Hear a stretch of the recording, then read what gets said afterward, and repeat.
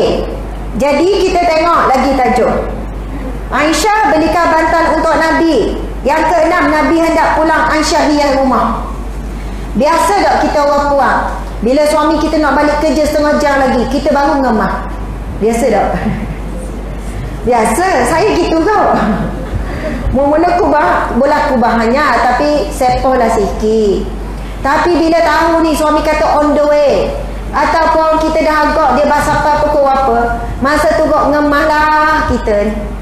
Rupanya ibunda kita pun macam tu. Bila nak sambut kepulangan Rasulullah ni, dia kemah rumah supaya bila Nabi masuk tengok selesa. Walaupun rumah Nabi kecil, walaupun tak ada benda sepoh sangat, tapi Sayyidatina Aisyah hias rumah. Subhanallah. Okay, kita tengok lagi. Nabi tidak pulang mengejut. Nanti memang ada hadis Nabi larangan pulang mengejut. Kalaulah dia pulang tu memang waktu dia dah biasa, dah kejut lah masuknya.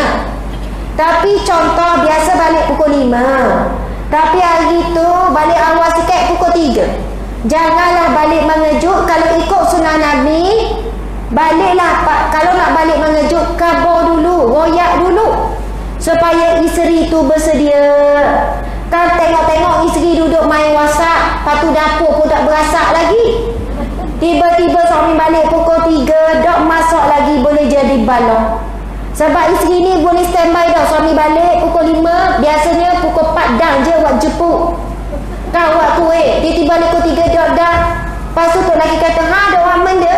Dah awak balik ngejut, kita tak tahu. Dengan berserabel, dok mandi lagi. Daripada pagi dok mandi lagi. Kalau time malam tu kadang tu, bolehlah buat perangai dok mandi lagi contoh dah. Jadi memang ada larangan, dilarang balik mengejut. Nak kabarnya, sebab itu ada orang yang baru masuk Islam. Saya nak cerita lah. Ini kisah benar. Ada pasangan suami isteri, Mak Saleh, dia masuk Islam sebab dia tengok cara orang Islam makan je. Pasangan ni dia tengok cara orang Islam makan. Cerita ni gini. Suami isteri ni, Mak Saleh, orang bukan Islam, balah sampai nak cerai. Satu hari, nak jadi asbab mereka berdua masuk Islam, dia pergi ke tempat, mungkin dia kawan dengan orang Islam. Lepas tu tak tahu cerita macam mana, dia makan bersama-sama dengan orang Islam makan. Dan kebetulan masa tu dia makan dalam talam. Makan ramai-ramai berjemaah dalam talam. Itu sunnah Nabi ya. Nabi makan dalam talam, itu sunnah Nabi. Rumah kita ada talam tak? Sipang dah. Kalau talam besar buat jamu tu, kalau makan dah talam tu dengan suami, macam balok sebab besar sangat. Dia ujung ni, kita ujung ni ya. Dah jadi juga. Sebab talam dia buat kecil. Allah dah makan berdua dalam pinggang lah. Kalau makan dalam 5 orang, kenalah talam. Besar payuh nak basuh. Tak muat sing. Betul tak? Jadi talam dia buat kecil kalau nak makan berjemaah lah. Sebab banyak yang hadis Nabi, apabila sahabat-sahabat berkumpul, bahkan pernah seorang sahabat bertanya hadis yang sahih dalam kitab Riyadhus Shalihin, ya Rasulullah, aku makan tapi tidak kenyang, ya Rasulullah, kenapa? Lalu Rasulullah pun bertanya, kamu makan dengan siapa? Aku makan seorang diri. Lalu Nabi kata, makanlah berdua.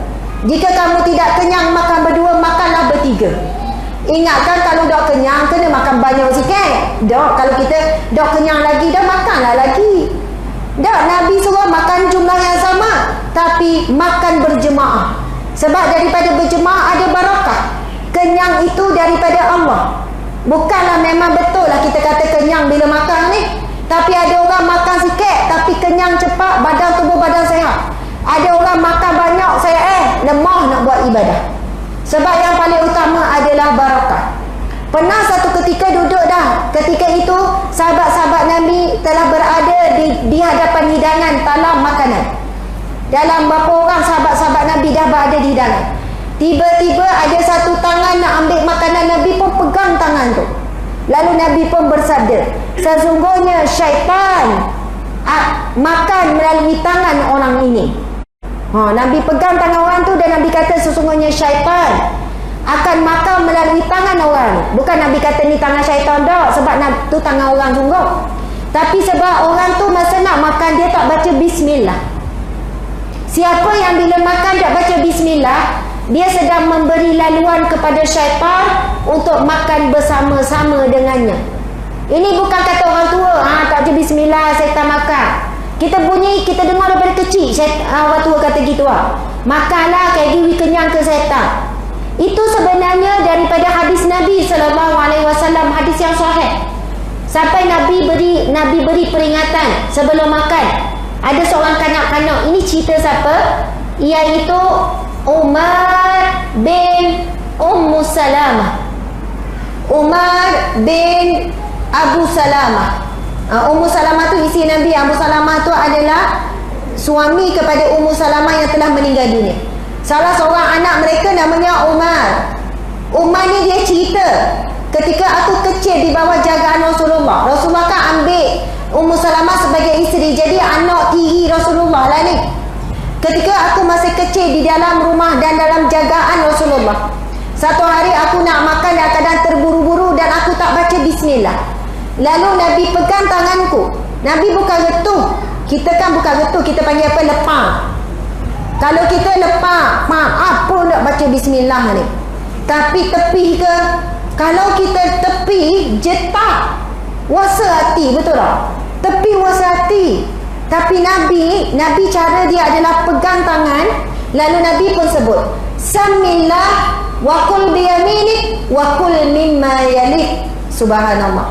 Bacalah nama Allah, ambil wak paling dekat dan juga makan tangan kanan. Nabi kata, Masya Allah, Nabi ni suka mendidik. Jadi nak cerita apa tadi tu? Orang putih tadi. Bak cerita ingat. Okey, jadi tak berkesudahan dah. Jadi cerita ni, Mak Saleh ni bila dia tengok orang Islam makan, mulai rasa dan nak terima, rasa geli. Sebab dalam talang kan ada tangan wanita, ada warna coklat, warna putih, lepas tu macam-macam orang. Mula-mula dia rasa bersalah sebab tak pernah makan berkongsi satu pinggang ni, satu talang ni. Lepas tu lama-lama dia rasa macam seronok. Seronok tu datang daripada apa? Daripada Allah. Sebab buat sunnah Nabi, rahmat Allah turun. Rasa saling kasih sayang menyayang. Jadi dia balik, dia kata dia pun cuba makan satu bekas, satu pinggan dengan isteri dia. Padahal baloh ni nak cerah, nak apa, tak ada gidah kaunseling apa semua. Lepas tu bila isteri dia tanya kenapa, dia pun tak bagi tahu. Dia kata, marilah kita makan. Makan sama-sama, makan sendiri ni tapi dalam satu pinggan. Lama-lama makin kurang baloh. Makin lama-lama makin berkasih sayang. Akhirnya tak jadi nak bercerai. Lalu suami ni kata mengajak isteri dia masuk Islam. Bila isteri dia tanya kenapa, sebenarnya amalan yang kita buat ni, saya ambil contoh daripada umat Islam. Dan kalaulah kita ni baru je makan cara orang Islam makan, pun kita dah berkasih sayang. Bayangkan kalau kita dah masuk Islam, lagilah kita ni berkasih sayang. Subhanallah. Akhirnya pasangan ni masuk Islam kerana melihat akhlak ataupun adab kaedah orang Islam makan. Orang Islam makan diajar pernah beradab. Kalau ikut sunnah Nabi, ambil paling dekat, makan jangan terburu-buru. Lepas itu baca bismillah, maksudnya berdoa, Allahumma barik lana fima razaqtana wa qina azabannar. Kalau orang Kristian dia panggil dia munajat, dia buat hajat masing-masing depan makanan. Tapi itu asalnya amalan daripada agama Islam itu sendiri. Subhanallah, Allahu Akbar. Jadi apa yang kita buat perangai comel-comel hari ini sebenarnya datang daripada akhlak Rasulullah sallallahu alaihi wasallam. Tapi banyak amalan itu orang bukan Islam, dia menjadikan amalan rutin harian mereka. Okey, cuba kita tengok lagi. Nabi tidak pulang mengejut. Nabi dan isteri berkongsi buru gigi. Awak ni payah nak buat macam-macam. Boleh dah nak kongsi buru gigi? Ada terus khabar dah boleh. Berat, waktu berat. Yang ni memang cerita Aisyah radhiyallahu anha. Sayyidatina Aisyah cerita. Tak percaya nanti tengok muka surat 22. Hadis yang sahih. Hadis riwayat Bukhari. Hadis riwayat Muslim. Cerita Aisyah bercerita. Sesungguhnya apabila Rasul hendak bersiwak, Rasul akan berikan terlebih dahulu kayu siwak tu kepadaku. untuk aku gunakan. Lalu aku membasuhnya, kemudian aku berikan kepada Rasulullah. Rasulullah pun bersiwak. Tapi kita kena tahu, gigi dan juga mulut Rasulullah sangat bersih. Begitu juga kebersihan mulut dan gigi isteri Nabi. Bahkan apabila ditanya oleh sahabat Nabi kepada Sayyidatina Aisyah, apakah yang Rasul buat ketika pertama kali masuk dalam rumah, Rasul buat benda? Aisyah bercerita, apabila Rasul masuk dalam rumah, perkara pertama yang Nabi buat adalah bersiwak. Dan setiap kali Nabi nak bercakap dengan isteri, Nabi akan bersiwak. Maksudnya mulut Rasul sangat wangi, sangat bersih. Jadi tak geli pun kalau nak kongsi. Isteri Nabi pun gitu. Jadi kita ni kalau abang nak kongsi geli ni mungkin sebab bau lah kot ni. Gigi pun kunisi, kagak. Banyak faktor lah kan. Sebab apa?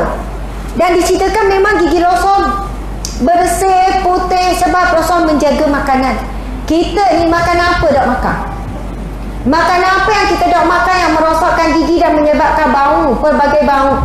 Makan cendol, bau cendol. Makan budu, bau budu. Makan petai, bau petai. Betul tak ni? Nabi tak makan makanan yang makruh.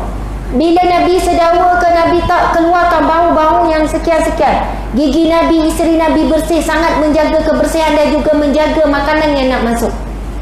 Sebab itu tak pelik kalau Nabi dan para isteri boleh berkongsi berus gigi ataupun kayu siwak. Dan kalau suami merokok lagi tak boleh nak kongsi, lagi kuat bau dan sebagainya. Jadi nak buat sunnah ni orang tertentulah boleh buat. Siapa boleh buat kat tangan nak tengok? Dia berani lah akak separuh je. Masih dalam proses Ustazah. Okey, Masya Allah. Seterusnya Aisyah minta Nabi cadangan kunyah. Kunyah ni apa? Gelaran. Aisyah dia minta cadangan daripada Nabi. Gelaran apa untuk dia? Balik ni teratih lah. Balik tanya tok lelaki masing-masing. Abang, panggil apa suami? Abang ke? Panggil abang. Ya. Ayah mong ke? Ada panggil ayah mong lah. Ada panggil abang. Ayah ya. Dia ada tak? Dia nak akan apa? Romantik lah tu. Ayah ya. Ayah mong masa nak marah. Kan? Tak tahulah kan bahasa apa, terpulang lah. Tapi kalau kita tanya, nak bagi kita, nak panggil kita apa? Wilah kita apa-apa gelaran. Lepas tu suami tak ada idea, panggil Humairah lah. Si pipi merah. Puasa hati segitu, kebetulan kulit gelap, awak ni nganying ke? Lah. Si pipi merah pula. Saya tak pernah merah. Saya kelabu adalah, contoh kan. Ataupun si manis apa ke. Tapi kalau kita baca kisah ni, Nabi nak bagi kepada Sayyidatina Aisyah kunyah apa? Ummu Abdillah. Sebenarnya ia menarik di sini ketika Sayyidatina Aisyah dia sebenarnya rasa sedih. Sebab orang lain semua ada anak, dia tak ada anak. Kita tahu Sayyidatina Aisyah nikah dengan Rasulullah umur 19. Dan kematian suami ketika nikah umur 9 tahun, kematian suami umur 19. 10 tahun je Sayyidatina Aisyah bernikah dengan Rasulullah. Ketika umur Nabi 53, Nabi wafat 63, lebih kurang dalam 10 tahun. Aisyah umur 9 tahun ketika dia masih muda, remaja lagi, janda muda, umur 19 tahun dah kematian suami. Lepas tu memang tak bernikah lah, memang dilarang Ummatul Muminat bernikah dengan suami setelah kematian Rasulullah sallallahu alaihi wasallam. Jadi Sayyidatina Aisyah ni satu hari bertanya, "Ya Rasulullah, semua orang ada gelaran. Yang ni Ummu Abdullah, yang ni Ummu Salamah, yang ni sekian-sekian. Maksudnya ada anak, tapi aku tidak ada anak ya Rasulullah. Apakah gelaran untukku ya Rasulullah?" Lalu Rasul memberi kamu wahai Aisyah Ummu Abdillah. Ia adalah Abdillah ni siapa? Anak kepada Asma binti Abu Bakar. Jadi orang yang tak ada anak saudara, itulah jadi gelarannya. Tapi ambil anak lelaki pertama, anak saudara lelaki pertama. Masya Allah. Jadi sudah tentu ibunda kita Aisyah ni pun sedih tak ada anak. Saya percaya di hadapan saya ada yang diuji dan nikah lama sampai ketua tak ada anak. Sebenarnya anak-anak kita. Sebagaimana Rasulullah pujuk Sayyidina Aisyah tidak dikurniakan anak, maka anak-anak saudara itulah anak-anak Sayyidatina Aisyah sampai diberi gelar sebagai ibu kepada Abdillah. Subhanallah.